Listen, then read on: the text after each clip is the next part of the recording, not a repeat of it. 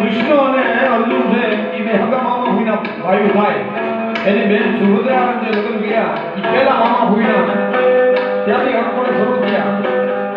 એટલે મામાનું ગામડું છે અને દીકરી છે 11 વર્ષની દીકરી છે.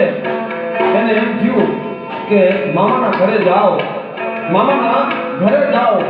પોતાના મા બાપ રહ્યા નથી.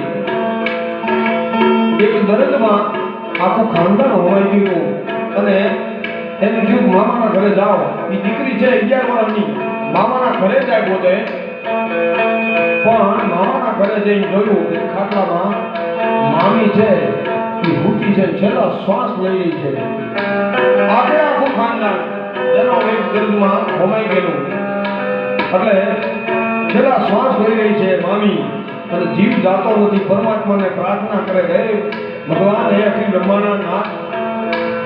પણ આ 11 વર્ષની આવેલી દીકરી છે એ જાય પૂછે છે બાજુમાં 6 મહિનાનો ખોળામાં છોકરો રમી રહ્યો છે, બાળક મામીનો દીકરો છે, 6 મહિનાનો છે.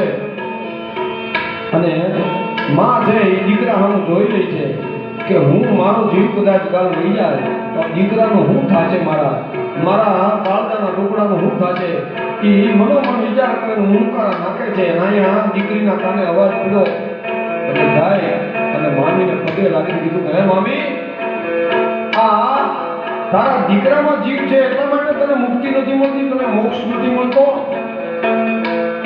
તો મામી હું તને વચન આપું છું કે આ તારા 6 મહિનાનો દીકરો છે ને એને હું હાથવીશ. એકવાર મારી માંગમાં સિંદૂર ભરી દે, આ દીકરાના નામનો એને હું મોટો કરીશ.